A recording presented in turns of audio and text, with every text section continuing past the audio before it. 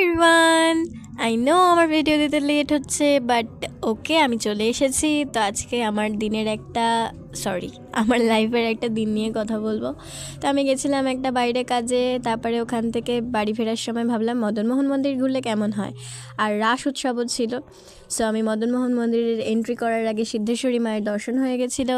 দেন আমি ওখান থেকে দেখলাম কৃষ্ণকে নিয়ে অনেক গল্প নিয়ে বিগ্রহ ছিল ওখানে, রাধাকৃষ্ণের মূর্তি দেখতে পেলাম।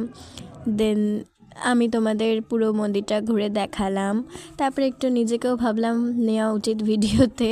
দেন কুমারটুলি হয়ে বাড়ি যাব, তো তার আগে এই দুটো কার্তিক আমার ভীষণ পছন্দ হয়েছে। আর ঘাটে যাওয়ার আগে আমরা দেখতে পেলাম একটা পুরোনো বাড়ি, আর পুরোনো বাড়ি আমার ভীষণই ভালো লাগে। এই বাড়ির চক্করে আমার একটা লঞ্চ মিস হয়ে গেছিলো, কংগ্রাটস মি। দেন তারপরে দেখতে পেলাম আমাদেরকে নিতে চলে এসেছে আমাদের পুষ্পরথ, আর ওই যে হাওড়া দেখা যায়। তো এখানেই শেষ করলাম। সাবস্ক্রাইব।